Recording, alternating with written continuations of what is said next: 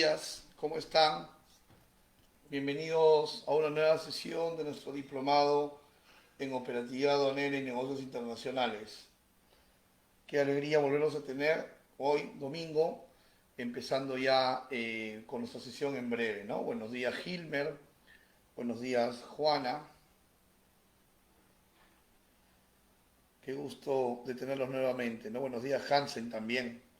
Vamos ya en breve a empezar. Un minuto y estamos iniciando, ¿no? Hoy vamos a hablar sobre el régimen de exportación definitiva, para lo cual eh, necesitamos tener a la mano la Ley General de Aduanas, el reglamento de la Ley General de Aduanas y asimismo el procedimiento de ESPA del régimen de exportación definitiva. ¿Ok? Vamos a empezar ya en breve para seguir aprendiendo juntos, para poder resolver sus consultas y seguir pues creciendo en nuestra formación profesional.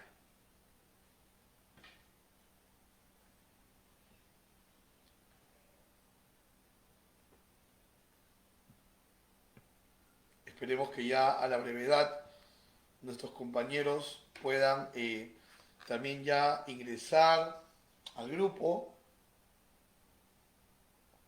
y que podamos pues tenerlos a todos juntos para llevar a cabo esta sesión.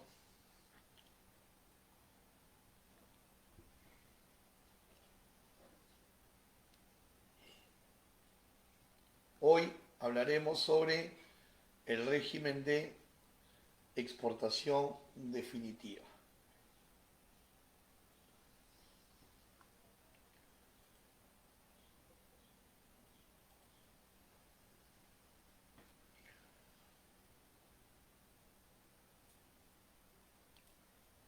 Muy bien, vamos a entrar ya en materia y esperemos pues que el resto de nuestros compañeros pueda rápidamente ingresar al grupo para empezar.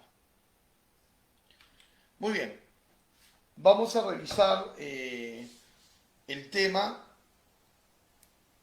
desde preguntarnos quiénes pueden exportar. ¿Ok? ¿Quiénes pueden exportar? Y para poder exportar sin límites, como lo dice la lámina, para no tener límites, yo tengo que ser empresa.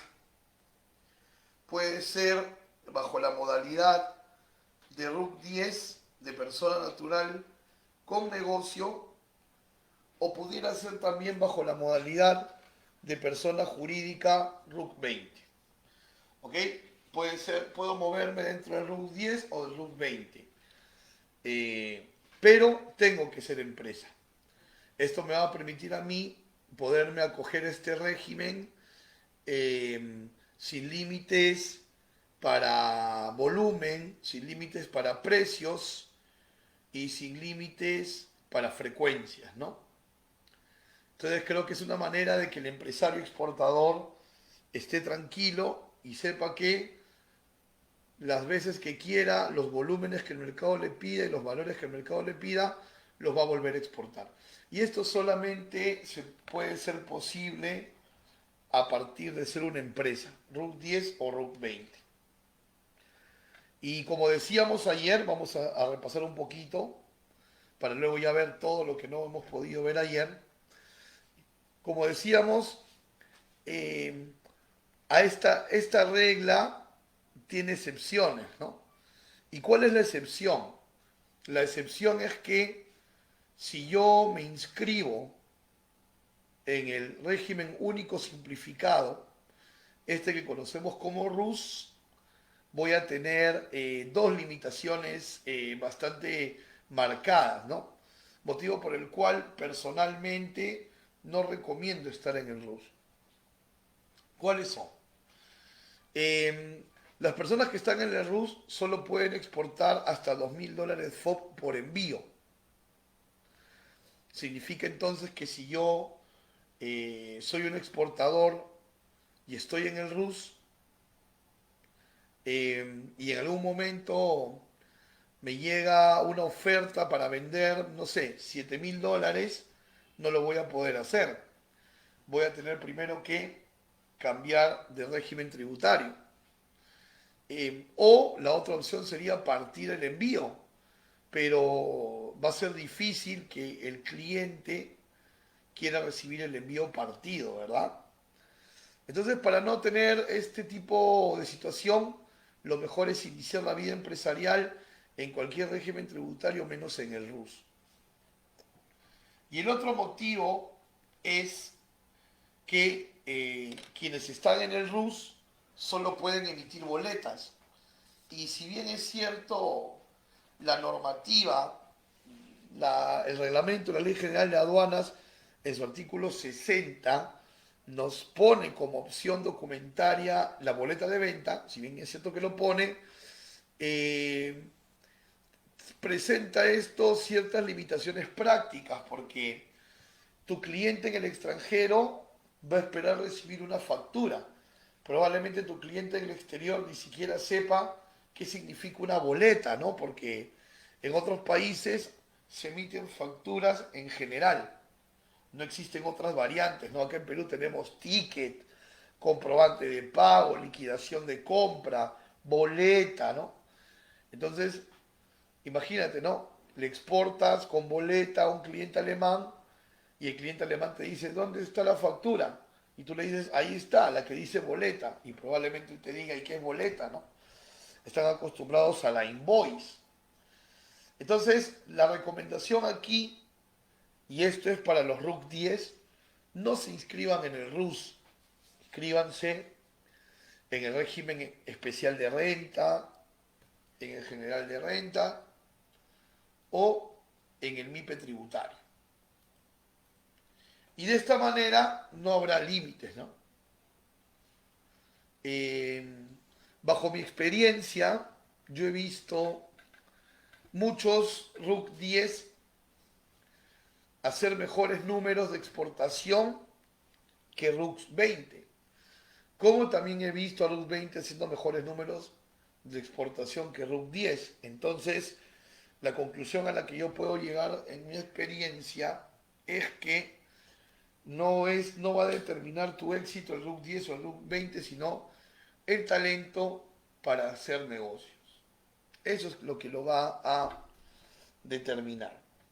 Ahora, eh, no quiero dejar de mencionar esta resolución de superintendencia, la resolución 210-2004, que te permite exportar con DNI, ¿correcto? Pero en realidad te permite exportar con DNI, con carnet de extranjería o pasaporte, pero tiene una limitación. ¿Uno puede exportar con DNI? Sí, uno puede exportar con DNI, pero solamente 3 veces en un año calendario y cada vez no puede pasar de $1.000 FOB. Y si pasa de $1.000 FOB, solamente una vez en el año. Entonces tiene muchas limitaciones, ¿no? Ahora, ¿por qué SUNAT lo ha dispuesto así con tanta limitación? Porque se entiende que eh, las personas que exportan con DNI son personas que van a hacer exportaciones de manera esporádica, no con un sentido empresarial, no con un sentido de generarse ingresos, sino de forma esporádica, ¿no? Y entonces para eso está esa figura. Te cuento, te pongo dos ejemplos que hemos vivido aquí en Comercia, ¿no? En la compañía que yo dirijo. Por ejemplo, una vez nos buscó una señora peruana residente en Nueva York y ella había sacado su cuenta que comprando en Perú el vidrio de la ventana delantera de su auto, mandándolo a Estados Unidos hasta su puerta, le salía más barato que comprar el vidrio en el propio Estados Unidos. Imagínense. Entonces la señora nos buscó, había venido a Perú de paseo, compró su vidrio para la luna delantera del auto, ¿no? Toda esta parte de adelante, y nos contrató, ¿no? Claro está, hicimos pues un embalaje de sumo cuidado al ser vidrio. ¿Y cómo hicimos la DAM? Con DNI. Claro, porque esta exportación no tenía un sentido comercial. Básicamente era una especie de encomienda, ¿verdad? Una vez también nos contactó aquí en la oficina el hermano de un chef peruano que residía en Hong Kong. Y a este chef peruano en Hong Kong le habían faltado para una cena 4 cajas de pisco y no sabía cómo mandarlas. Entonces el hermano que residía en Perú se fue al supermercado, compró las 4 cajas, nos las dejó aquí en la oficina y nosotros hicimos la exportación con DNI de la persona. Claro, porque esas 4 cajas de pisco no eran una venta, estaba ayudando a su hermano en el exterior a poder abastecerlo para una situación en particular. Entonces, para ese tipo de situaciones es que está hecho esta resolución de superintendencia 210-2004, ¿no? Que le pone las limitaciones al DNI. No está hecho para sacarle la vuelta a la ley, ¿no? De exportar 3 veces con mi DNI, 3 con el de mi hermano, etcétera, ¿no? Si uno quiere exportar de manera sostenida y que sea tu ingreso, tiene que ser con RUC, ¿no? Bajo la manera que hemos estado explicando. Como ya sabemos, la exportación es un régimen aduanero, ¿verdad? La exportación es un régimen aduanero y se encuentra dentro del grupo de los regímenes de exportación, junto con la exportación temporal para reimportación en el mismo estado, ¿no? Que será un tema que ya prontito vamos a ver. Entonces la exportación definitiva tiene esta posición dentro de los regímenes aduaneros, ¿no? Está dentro del grupo de los regímenes de exportación. Luego tenemos 4 modalidades para poder exportar.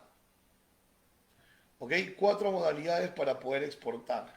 Podemos exportar haciendo un despacho simplificado de exportación.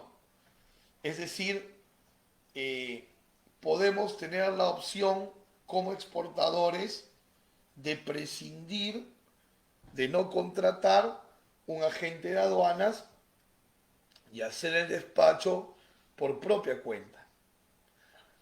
Requisito, el valor FOB del envío no puede superar los $5.000, ¿no? Y estos despachos simplificados de exportación se hacen online. Es decir, sin moverte de casa, puedes hacer tu declaración simplificada de exportación.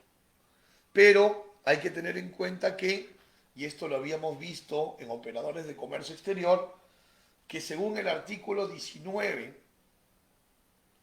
de la Ley General de Aduanas,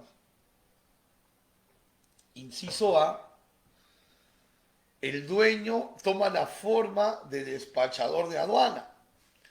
Eso en términos prácticos significa que si hay un aforo físico, el propio exportador va a tener que apersonarse a hacer el aforo físico, porque no hay agente de aduana. Si hay notificaciones que contestar, es el propio exportador quien las tiene que contestar porque no hay agente de aduana. Entonces, hay que considerar eso también, ¿no? Porque finalmente, una exportación por un valor FOB $5.000 o menos también puede ser atendida por un agente de aduana, ¿no? Digamos que hasta este valor es una opción el poder contratar o no a un agente de aduana en el régimen de exportación definitiva.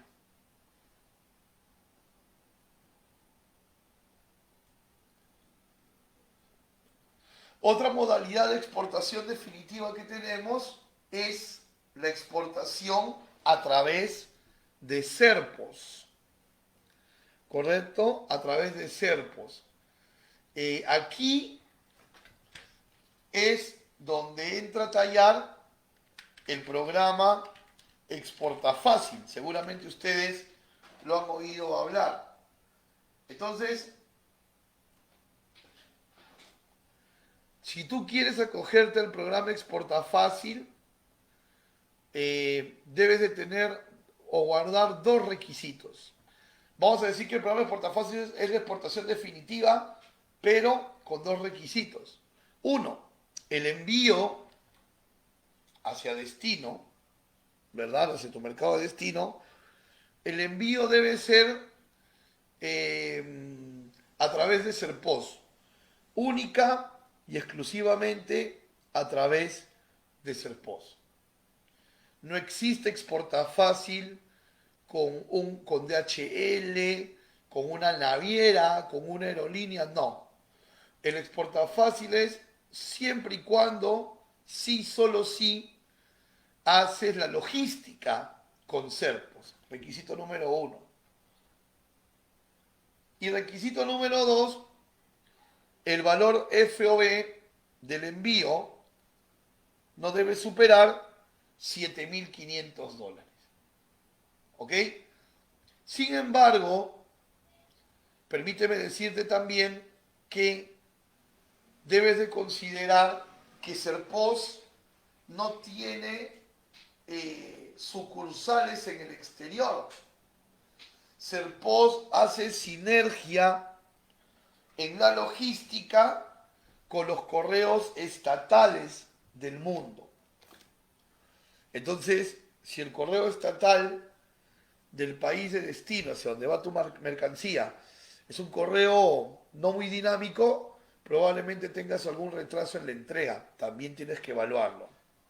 Y lo segundo es que, por ejemplo, Serpos no tiene el know-how para mover, por ejemplo, perecibles, ¿no? Entonces, hay algunas limitaciones técnicas, logísticas, dentro de Serpos. Luego, la tercera modalidad es a través de las empresas de entrega rápida que conocemos nosotros en el mercado como los courier, ¿correcto? Como los courier, donde podríamos pues citar a los más famosos, ¿no? DHL, Skynet, UPS, FedEx. Y un envío se puede hacer a través de un courier con un valor FOB que no supere los $5.000, ¿no? ¿Ok? Pero también los couriers tienen ciertas limitaciones técnicas. Algunos, por ejemplo, no transportan valorados, o sea, por ejemplo, joyas. De repente tú estás en el negocio de las joyas. Algunos de ellos no transportan perecibles tampoco, ¿no? Entonces, hay que mirar no solamente las posibilidades aduaneras, sino también las posibilidades de transporte. Y finalmente, puedes hacer la exportación a través de un agente de aduanas. Y el agente de aduanas te puede dar soporte en cualquier valor y cualquier mercancía y cualquier vía. Sea el valor que fuese, sea el producto que fuese y sea la vía de transporte que fuese, mientras todo sea formal, el agente de aduanas puede actuar. ¿Ok? El agente de aduanas puede actuar. Muy bien. No sé si hasta este momento tengamos alguna pregunta o tenemos todo claro. Si tenemos alguna pregunta, les pediría por favor que me puedan escribir en el cajón de comentarios.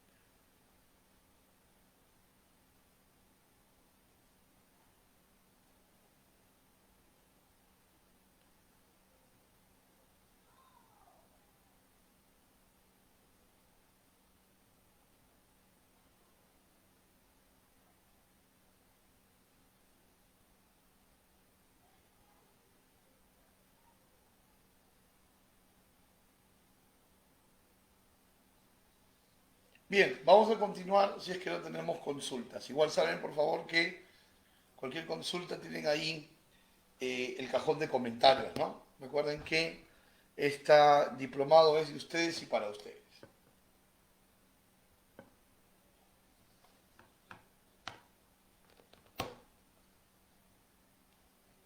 Muy bien, vamos al artículo 60 de la Ley General de Aduanas que nos da el concepto de exportación definitiva.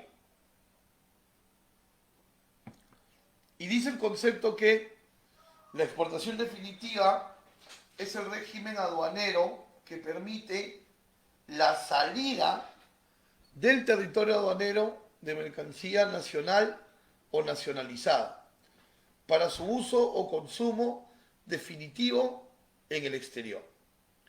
Y nos dice también que la exportación definitiva no está afecta a ningún tributo. Muy bien.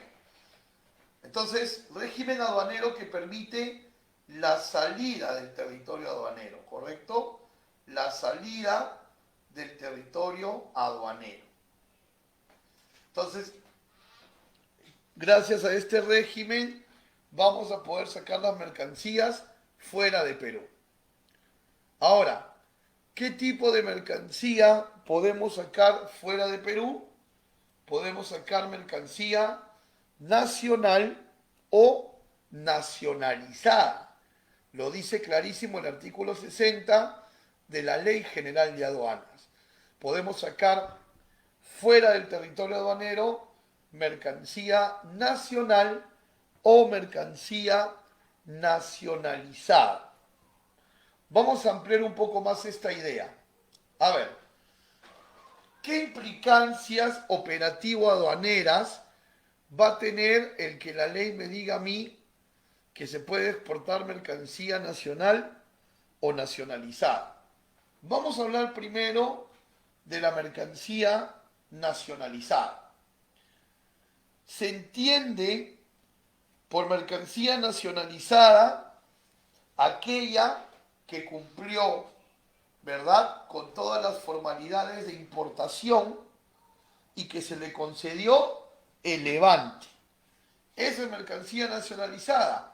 Para mayor referencia, vámonos un ratito al artículo 49 de la Ley General de Aduanas. A ver, todos por favor. Y quiero que nos vayamos a el último párrafo del artículo 49 de la ley, que dice así: las mercancías extranjeras se considerarán nacionalizadas cuando haya sido concedido el levante. Voy de nuevo, ¿ah? Las mercancías extranjeras se considerarán nacionalizadas cuando haya sido concedido el levante. Entonces, si yo quiero exportar una mercancía nacionalizada, se entiende que esa mercancía previamente vino, se sometió al régimen de importación por el consumo, cumplió con todas las formalidades y se obtuvo el levante. Ok. Quiero exportar generadores de luz, de energía eléctrica, perdón. Quiero exportar generadores de energía eléctrica. Tengo 3 generadores que me sobraron y conseguí un comprador en Panamá que me quiere comprar estos generadores. ¿Ok? Perfecto. Se los exporto. ¿Qué es lo que pudiera pasar? Atención. Sale Canal Rojo y la aduana me notifica y me dice: necesitamos que nos acredite la adquisición formal de esos generadores. Entonces, el exportador va a poder sustentarlo de la siguiente manera, ¿no? Si es la propia empresa exportadora la que hizo la importación de los generadores, pues presentará la ADAM de importación, donde se evidencie que se pagaron todos los derechos. Y si la empresa exportadora no fue la que directamente importó los generadores, sino que los compró localmente, entonces va a tener que presentar la factura del proveedor local con el que hizo esta compra. En líneas generales, demostrar que esos generadores se adquirieron en Perú de manera legal, importados o comprados. ¿Estamos? Entonces, esa es la profundidad de entender que se puede exportar mercancía nacionalizada. Que en una fiscalización, atención, una fiscalización durante el despacho o posterior, ojo, o posterior, tenemos que acreditar la adquisición formal de ese bien. Pero esta situación también se puede dar con la mercancía nacional, ¿verdad? Vamos a suponer que yo estoy exportando ropa para bebés y entonces me notifica la aduana y me dice, necesitamos conocer su flujograma de producción. Y entonces vamos a suponer que tú eres una empresa exportadora que no produce. Tú eres una empresa exportadora que terceriza, ¿ok? Tú tercerizas. Entonces contestas la notificación y dices, no, no tengo flujograma porque tercerizo. Y la aduana te dice, ok, dile a la empresa que te hace la maquila que te brinde el flujograma de producción, ¿correcto? E identifica al productora, o sea, dime la razón social y el RUC del que te está produciendo. Y resulta que esa ropita para bebé la teje tu tía con sus 10 amigas. Y tú a tu tía le das la plata así al cash en un sobrecito. ¿Qué está pasando ahí? Es una producción informal, ¿verdad? Es una producción informal. Entonces, ahí vas a tener problemas. Por lo tanto, cuando yo exporto mercancía nacional, debo tener formalizado todo el proceso productivo. Es decir, tanto el que me provee como yo debemos estar totalmente formales, así como las compras de los insumos, ¿no? No solo para estas fiscalizaciones, sino también para drawback, para hacerlo a favor del exportador, en general para todo, ¿no? Entonces, esta profundidad es la que tiene el entender que la mercancía que se puede exportar puede ser nacional o nacionalizada. ¿Ok? Volvemos al artículo 60, la teoría. Y luego nos dice que este régimen tiene un gran objetivo. ¿Ok? Este régimen tiene un gran objetivo. ¿Y cuál es el gran objetivo del régimen? Que los productos se consuman definitivamente en el exterior. Esa es la gran finalidad, que el producto se consuma definitivamente en el exterior. Esta frase, para su uso o consumo definitivo en el exterior, no es una frase que esté ahí de adorno, ¿ah? Tiene también una profundidad. Fíjate, quiero que vayamos al artículo 51 de la Ley General de Aduanas. ¿Ok? Acompáñame al artículo 51 de la Ley General de Aduanas.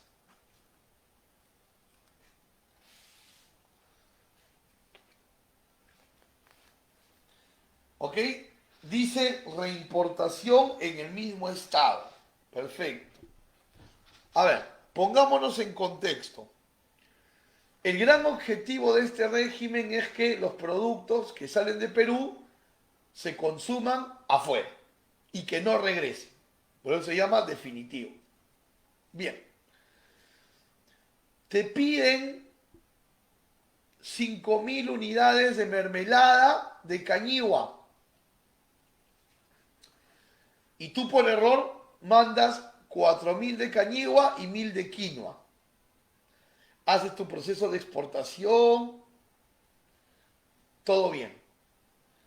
Cuando la mercancía llega a destino y tu comprador hace su inventario, pues se da cuenta que cometiste un error y les mandaste 1.000 mermeladas de un sabor que no querían. Lo más probable, por default, es que la empresa compradora, la empresa extranjera que te ha comprado, te devuelva las 1.000 unidades, te las mande de vuelta a Perú. Y obviamente tú las vas a querer rescatar para poderlas colocar en el mercado local o que formen parte de otro pedido, no lo vamos a echar a perder. Entonces, para recibir esa devolución, tú te debes acoger a un régimen que se llama reimportación en el mismo estado, que es el régimen del que habla el artículo 51 de la ley. Pero quiero que vayamos a los dos últimos párrafos de ese artículo 51. Y esos dos últimos párrafos te dicen que cuando uno se acoge a la reimportación en el mismo estado, se pierden los beneficios que se hubieran otorgado a la exportación. Se pierden los beneficios que se hubiese podido otorgar a la exportación. Entonces, ¿qué quiere decir esto?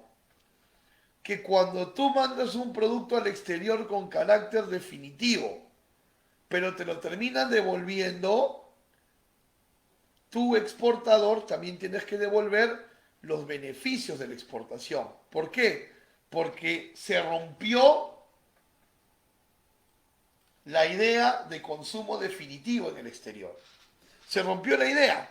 No se va a consumir en el exterior definitivamente. Te lo están devolviendo. Entonces tu exportador que te beneficiaste de drawback, devuelves proporcionalmente el drawback. Tu exportador que te beneficiaste de saldo a favor, devuelves en proporción. ¿Ok? Entonces, miren la dimensión que esto tiene, ¿no? Cuando este espíritu definitivo se rompe, ¿y cuándo se rompe? Cuando te devuelven, tú tienes que devolver los beneficios. Interesante, ¿verdad? Finalmente se termina diciendo este artículo que la exportación definitiva no está afecta a ningún tributo. Es decir, la exportación definitiva no va a pagar IGB, ¿no? La factura que vas a utilizar va a tener IGB cero. Haciendo un poco de historia, esto sucede desde el año 1994. Antes de ese año sí pagábamos tributos por exportar. Pero ya desde hace, ¿cuánto? 24, 27 años no exportamos IGB. Lo cual es bueno, ¿no? Sobre todo si queremos mirar cómo están nuestros vecinos, ¿no? Argentina cobra aranceles por exportar, Ecuador cobra aranceles por exportar. Si queremos hablar de otras latitudes, China cobra aranceles por exportar, ¿no? Entonces, nosotros no, y no deberíamos, y no deberíamos. Ojalá no llegue nunca, y creo que no será así, algún tipo de gobierno que quiera grabar las exportaciones. Sería terrible, pero no.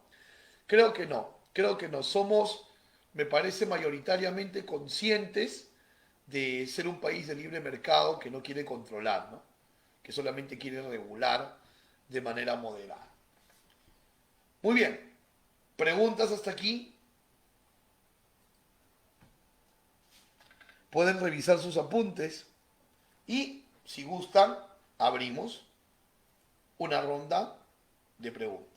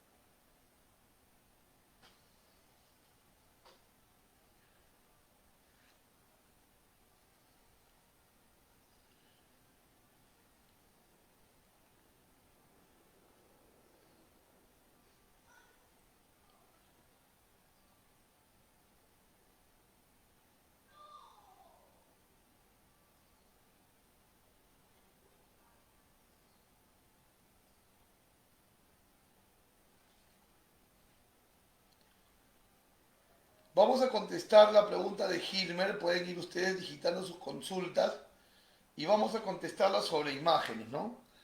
Hilmer nos hace una pregunta muy interesante. Hilmer nos pregunta si el drawback se puede solicitar en cualquiera de las 4 modalidades de exportación. Qué interesante pregunta que nos has hecho, Hilmer. Puede contestarla sobre imágenes. A ver, para empezar, quiero comentarles lo siguiente. Sabemos que el drawback es el 3% del valor FOB, ¿verdad? Con ciertas variantes en la normativa, pero digamos que en líneas generales es el 3% del valor FOB. Perfecto. Idea número 1. Idea número 2. La normativa del drawback nos dice que no van a proceder las solicitudes por restituciones menores a $500. No proceden las solicitudes menores a $500. Pero la normativa también nos dice que podemos acumular. Entonces, por ejemplo, hago una simplificada de $4.000. ¿Ok? Hago una simplificada de $4.000. ¿Puedo solicitar drawback? Sí. El 3% va a ser 120. Puedes solicitar drawback, pero vas a tener que juntarla con otra declaración o con otras declaraciones hasta que sumes al menos $500, ¿no? Por ejemplo, digamos, con 5 declaraciones de 4.000 puedes pedir, ¿no? Porque sería el 3% de 20.600, ¿correcto? Lo mismo con el exporta fácil. Tienes que acumular hasta que el cálculo del 3% sea 500 o más. Lo mismo en el courier y lo mismo con el agente de aduana. O sea, en las 4 modalidades podemos pedir drawback, pero el cálculo debe botarme $500 o más. Si una sola declaración me arroja menos de 500, tengo que acumular con otras. Pero ojo que tenemos 6 meses para pedir drawback. Entonces, si yo voy a juntar 2 DAMs y entre las dos hay más de 6 meses de distancia, ya no voy a poder. Cuidado con eso. ¿Ok? Espero, Hilmer, haberte contestado, ¿no? Gracias por la pregunta. ¿Qué más preguntas tenemos?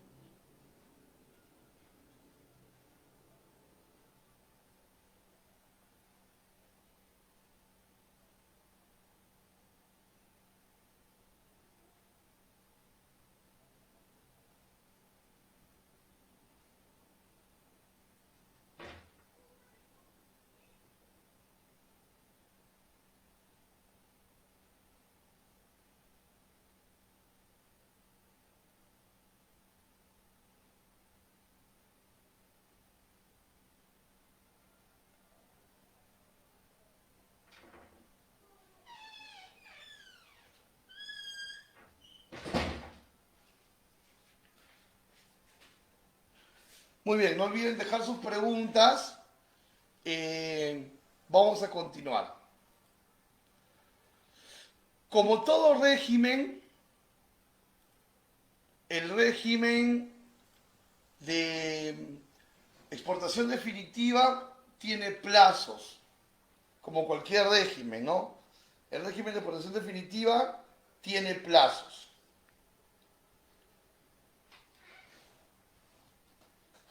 Y estos plazos están en el artículo 61 de la ley. Pueden tener a la mano el artículo y miramos el ejemplo gráfico.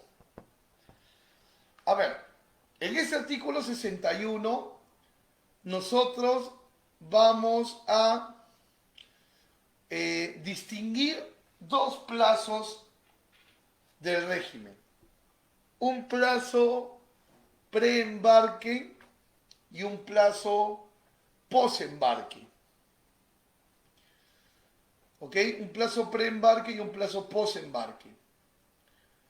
¿A qué se refiere el plazo preembarque? Se refiere a que, por ejemplo, yo numero una DAM de exportación que siempre tiene que ser el primer paso, ojo, ¿ah?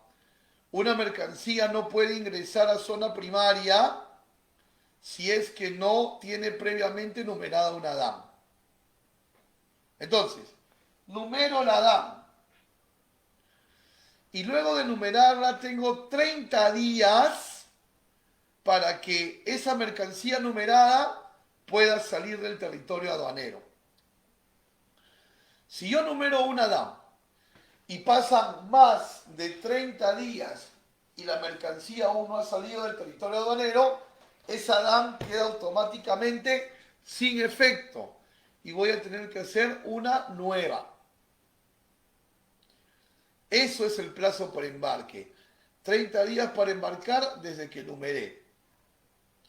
Vale decir entonces que si yo numero una DAM provisional el 1 de marzo, máximo el embarque debe salir el 1 de abril.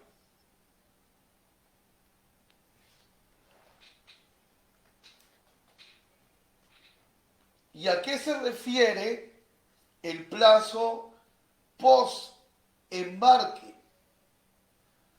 ¿A qué se refiere el plazo post-embarque?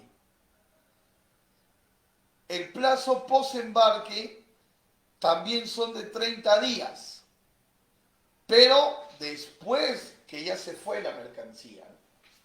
Recuerda que en el plazo pre-embarque yo numero con datos provisionales, es decir, puedo poner 5 pallets y de repente al final terminaron siendo 4, terminaron siendo 7. Yo numero con 500 kilos y terminan siendo 800. Numero con un determinado número de factura o un determinado Incoterm y de repente puede cambiar. Entonces, tengo 30 días después del embarque para regularizar los datos que fueron provisionales. ¿Ok? Para regularizar los datos que fueron provisionales. Si no regularizo dentro de 30 días, estoy cayendo en infracción y tengo que pagar una multa. ¿Ok? Y tengo que pagar una multa. Ojo con eso. 0.1 de una UIT. Así que 30 días luego del embarque, luego que la carga se fue, es un tiempo bastante holgado. Además de eso, los artículos 83 y 84 del reglamento nos dicen que la DAM debe estar regularizada para poder acogerme a los beneficios de la exportación. Entonces, quiero cobrar drawback, la DAM debe estar regularizada. Quiero cobrar saldo a favor del exportador, la DAM debe estar regularizada. ¿Ok? Ojo con ello. Yanina, ¿cómo estás, Yani? Buenos días. Recién me acaba de entrar tu pregunta. Así que vamos a darle respuesta a Yani. A ver, tú nos comentas, ¿no? El drawback en el 2019 bajó al 3%, pero se está evaluando volver al 4%. ¿Se realizó este cambio o se mantiene en el 3%? A ver, Yani, actualmente la tasa de drawback es 3%. Históricamente siempre fue 5%, o la mayoría del tiempo, ¿no? Fue 5%. En algún momento, en el primer semestre del 2009, fue 9%. En el segundo semestre del 2009 fue 6%. Esto porque en el 2009, Yanni, no sé eh, si estabas muy niñita de repente en esa época, en el 2009 tuvimos crisis internacional, hubo recesión de la economía a nivel mundial. Entonces, dentro de las medidas del gobierno del turno de esa época, que fue Alan, se dispuso dentro de muchos paquetes de medidas subir la tasa del drawback, ¿no? Para inyectarle economía a las empresas exportadoras. Luego, en el 2010, volvió a 5. El siguiente gobierno, que fue el de Ollanta Humala, lo bajó a 4 y así sucesivamente y ahora está en 3, ¿no? Eh, Opinión personal, creo que se va a quedar en 3. Creo que se va a quedar en 3. Además, tenemos también que entender algo, ¿no? Un requisito para acogerse al drawback es que el bien importado, que luego va a formar parte del producto de exportación, el bien importado pague el 100% de su arancel. Y nos estamos dando cuenta que la tendencia es el arancel cero. Entonces, en un universo donde el arancel cero sigue avanzando, ya no podría haber drawback, ¿no? Pero igual hay un beneficio porque el exportador que importa insumos los importa a un mejor precio porque no paga aranceles. Pero bueno, esto ya es un análisis que podríamos hacer un poco más adelante en otro tema, ¿no? Pero para no salirme, Yanni, y mil disculpas si me salí del tema, a todos, les pido disculpas, la tasa es 3% actualmente. Muy bien, vamos a seguir. Artículo 81 del reglamento de la ley. ¿Ok? Artículo 81 del reglamento de la Ley General de Aduanas. El artículo 81 del reglamento nos va a venir a contar qué Incoterm se declara en la DAM y qué tipo de moneda se declara en la DAM.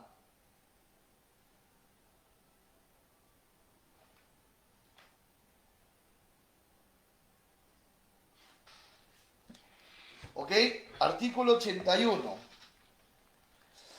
Vuelvo a repetir, el artículo 81 nos va a enseñar qué Incoterm se declara en la DAM y qué moneda se declara en la DAM.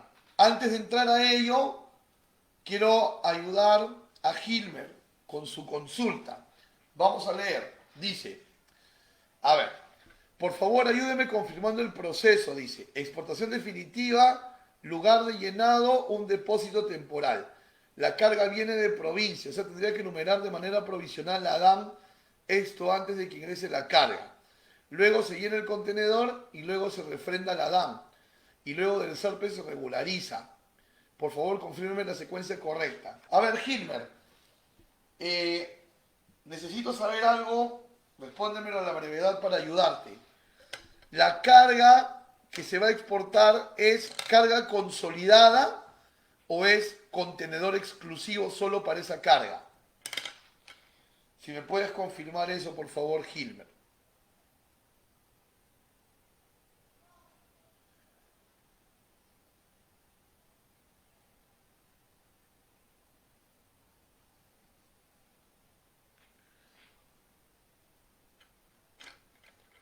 Te comento por qué, porque si es contenedor exclusivo, también tienes que hacer una coordinación con el agente marítimo y con tu agente de aduana para posicionar el contenedor para llenado. ¿Ah? Ok, full container. Perfecto. La secuencia sería así, Gilmer. Paso número 1, numeras la DAM provisional. ¿Ok? Numeras la DAM provisional. Paso número 1. Paso número 2, ingresas la carga al depósito temporal. Se entiende que para ingresarla ya tienes booking y se entiende que ya coordinaste el posicionamiento del contenedor en el depósito temporal para el llenado. ¿Ok? Entonces, paso número 1, numeración de la DAM. Paso 2, ingreso de la mercancía de depósito temporal. Vuelvo a repetir, se entiende que ya coordinaste el posicionamiento para el llenado.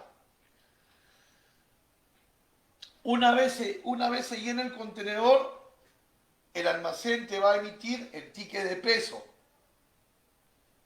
¿Correcto? Te va a emitir el ticket de peso. Una vez emitido el ticket de peso, tu agente de aduanas en el mismo counter del depósito temporal va a solicitar canal. Si sale rojo, te programan para foro, normalmente al día siguiente. Si sale verde, ya tienes levante. Y dejas la DAM en el counter del depósito temporal para que pueda salir en la nave reservada, ¿no? Se entiende que tu operador logístico ya sabe cuál es el plazo máximo para dejar esa DAM en el counter y obviamente te va a hacer ingresar la carga con toda esa anticipación. Posterior a ello, ya una vez zarpada la nave, haces la regularización de la DAM. ¿Qué es la regularización? De repente tu factura no tenía Incoterm, aclaras el Incoterm. De repente tu factura, vas a cambiar de número de factura, lo haces en la regularización. De repente llenaron 8 pallets en el contenedor y todavía has declarado que eran 9, lo regularizas. Eso se llama regularizar. Ok, Gilmer, espero haberte podido responder y que haya podido ser claro el tema. Ok, gracias por la pregunta porque creo que también contribuye a que todos aquí reunidos podamos aprender un poco más. Muy bien, vamos ahora al artículo 81 del reglamento. El artículo 81 del reglamento, como les decía, nos va a decir en qué Incoterm se declara la DAM y en qué moneda. Y el tema es así, ¿ok? En la DAM declaramos FOB y en dólares. ¿Ok? En la DAM se declara el valor FOB y en dólares. Ahora, la pregunta es, pero si tenemos la libertad de negociar en cualquiera de los 11 Incoterms posibles, ¿por qué tengo que vender en FOB? Error. Nadie te está diciendo que estás obligado a vender en FOB. La norma te está diciendo que tienes que declarar el valor FOB.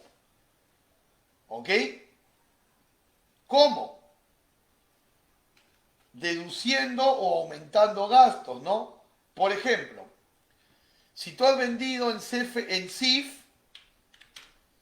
si has vendido en CIF, tienes que restarle el seguro para convertirte en CFR. Y al CFR le vas a restar el flete para llegar a FOB. Eso es lo que te está pidiendo la aduana, que a través de sumas o restas llegues a las deducciones. ¿No? De repente estás vendiendo en export. Entonces ahí ya no hay que restar, hay que sumar. ¿Qué hay que sumar? Los gastos de embarque para que llegues a FOB.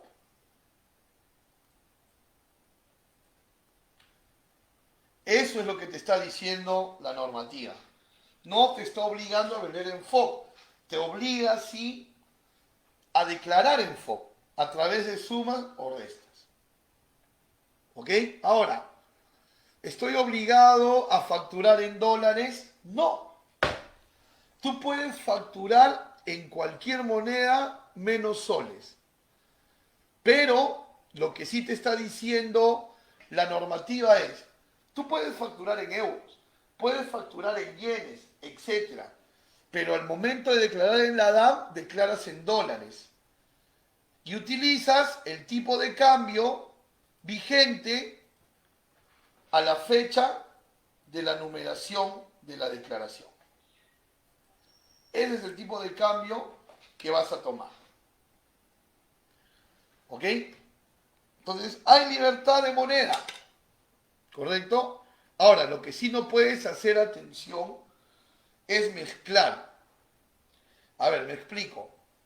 En una sola factura no puedes poner un ítem con euros, uno con dólares. No. Todas las facturas tienen que ser, como dice la canción de los iracundos, con la misma moneda. Y si vas a exportar con más de una factura, todas las facturas que vas a utilizar para una misma exportación deben de ser con la misma moneda.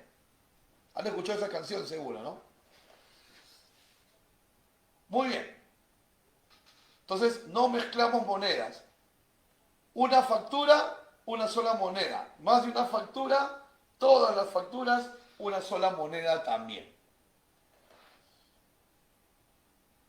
Y siempre declaramos el swap sumando, deduciendo, ¿no? Haciendo operaciones aritméticas para lograr ese objetivo. Reforcemos con un ejemplo, ¿no? Imagínate que tú numeras una DAM con el valor de 13.500 euros, ¿no? Numeras una DAM con el valor de 13.500 euros y el flete es 1.000 euros y el seguro es 500 euros, ¿ok? Tú le has vendido al cliente en CIF. Tú le has vendido al cliente en CIF, pero sabemos que por normativa tenemos que declarar en FOB. Entonces, ¿qué haces? ¿Recuerdas la formulita que estuvimos viendo anteriormente? Haces tu deducción. Y llegas a 12.000 euros. Luego, esos 12.000 euros lo multiplicas por el tipo de cambio. Recuerda que ese tipo de cambio, este de acá 1.12 digamos, tiene que ser el vigente en la fecha de numeración. ¿Ok? El vigente en la fecha de numeración.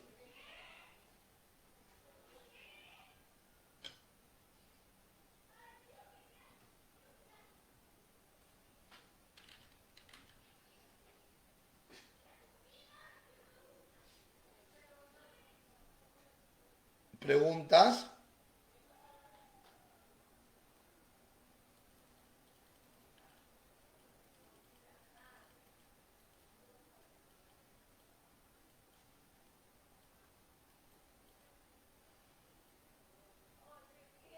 ¿Se entendió el ejemplo?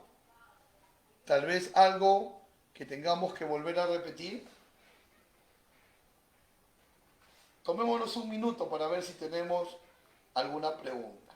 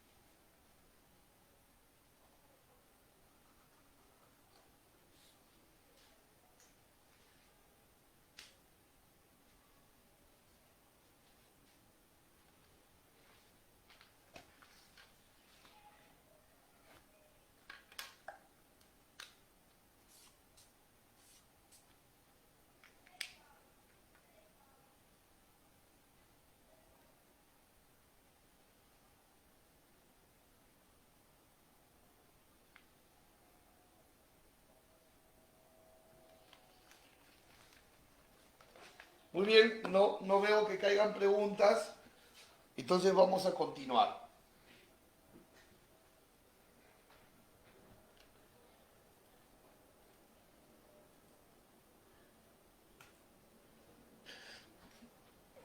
Según la normativa, estos despachos de exportación que venimos conversando pueden tener ciertas especificaciones, ¿no? Por ejemplo, se pueden dar despachos parciales. Pueden darse embarques parciales. ¿Cómo sería un embarque parcial?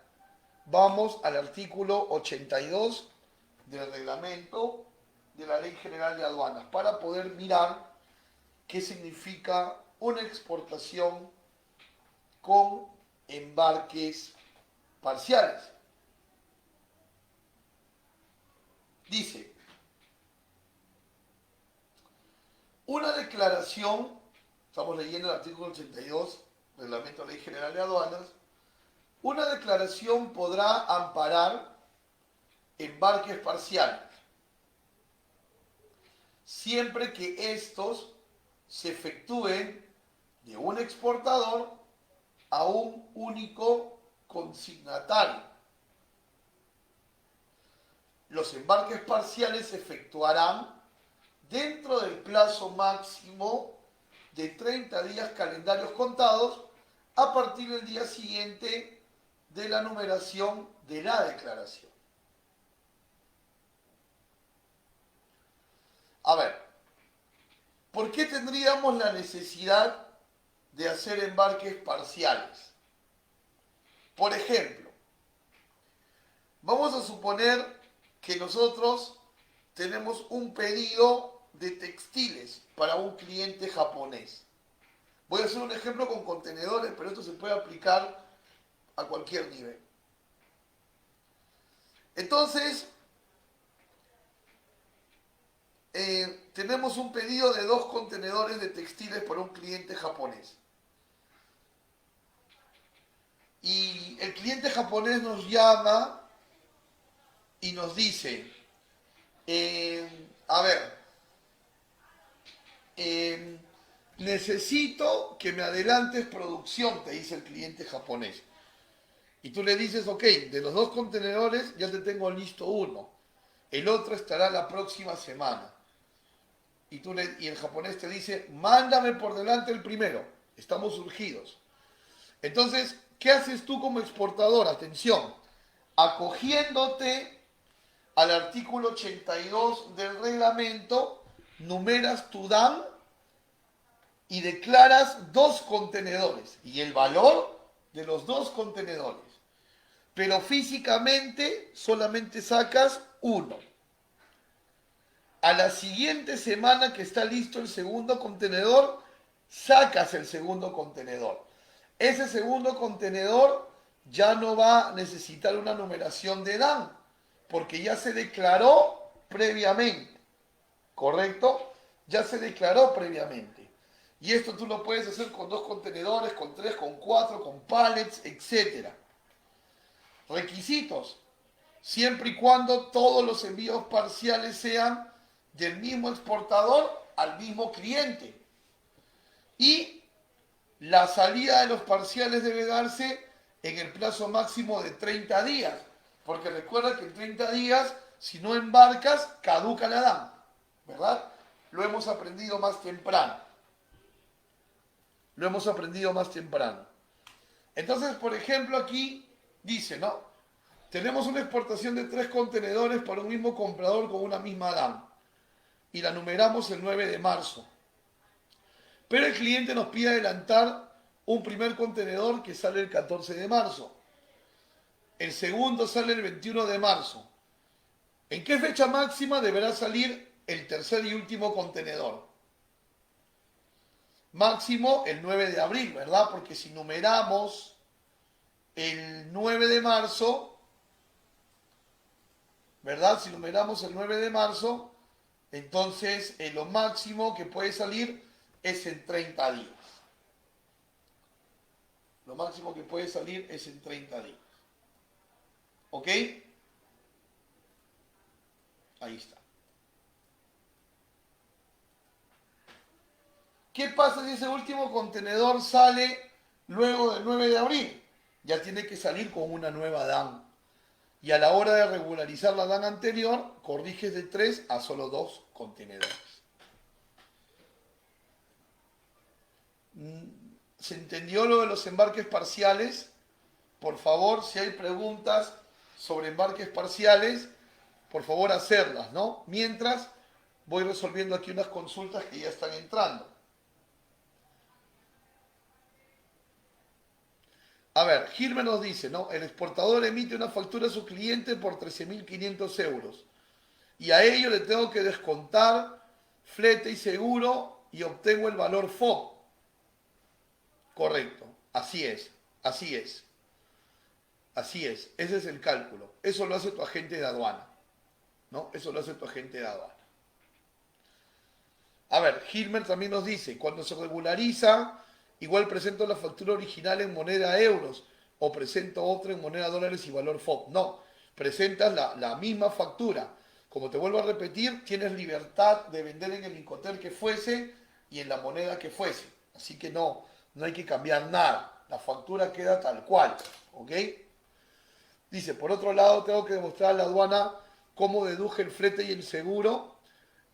Claro, pero todo eso lo hace tu agente de aduana, ¿no? ¿Cómo? ¿Por qué el flete es 1.000? Porque en el BL dice 1.000. ¿Por qué el seguro es 100? Porque en la póliza dice 100. Me dejo entender. Entonces, esas son las maneras, ¿no? Y en todo este proceso, Hilmer, tienes pues el soporte de tu agente de aduana. Espero haberte respondido, Hilmer. ¿Quedó claro, chicos, lo de los embarques parciales? O tal vez haya que volver a explicarlo. Avísenme, por favor, si ha quedado todo claro con el embarque parcial, por favor. O tal vez no, y tengan que volver a repetirlo. Ustedes me dicen. Recuerden que esta clase es de ustedes y para ustedes.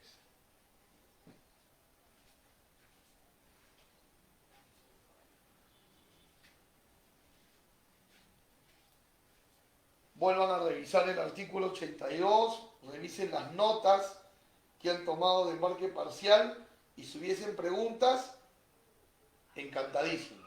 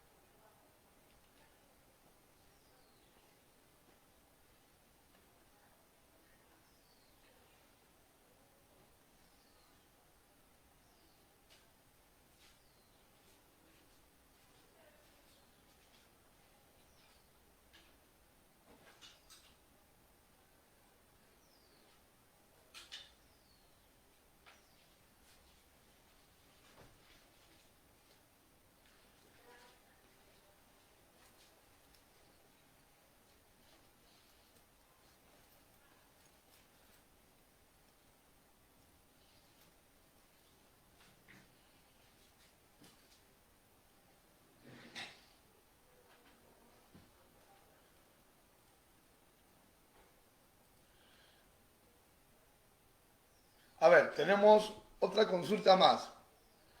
Cada embarque tendría su factura, su BL y su DAN. Entiendo, abrir una única DAM, zarpado los 3 contenedores en 30 días y cómo sería con las facturas. A ver, Hilmer, vamos a partir de que se declara una sola DAM, ¿correcto? Y como tú dices, una sola DAM, una sola factura y un solo BL, ¿ah? Ojo con eso. Una sola DAM, una sola factura, todo es uno solo. Solo que va saliendo en parciales, pero es uno solo. Una sola factura, una sola DAM, un solo documento de transporte. Todo es uno solo. ¿Ok? Gracias por la pregunta porque nos permite hacer esa aclaración que de repente por ahí genera dudas. Muy bien.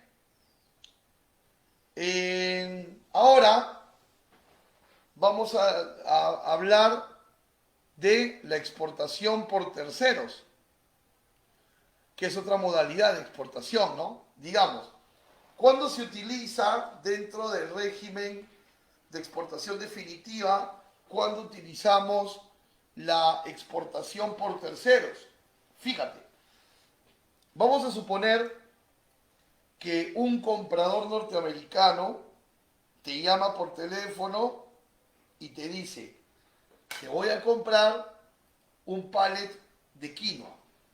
Y obviamente tú, contento, ¿no? Por supuesto que sí. Te voy a comprar un pallet de quinoa. Pero luego el comprador norteamericano te dice, pero necesito que coordines, ¿ok?, con otro comprador peruano al que le voy a comprar maca. Necesito que coordines con el otro al que le voy a comprar maca.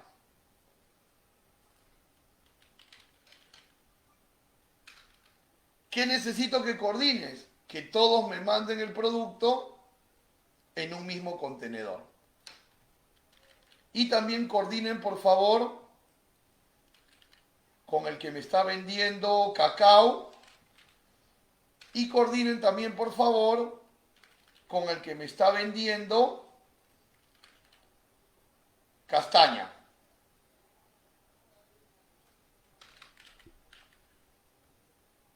¿Qué es lo que quiere este comprador?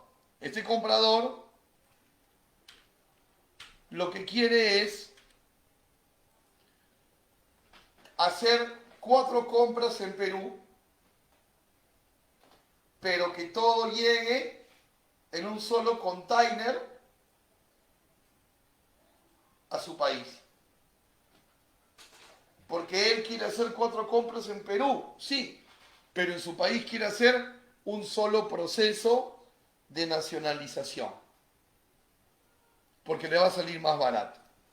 Entonces, por eso le pide a cada uno de los exportadores que coordinen uno con el otro. Esta modalidad se llama exportación por terceros, ¿ok? Exportación por terceros.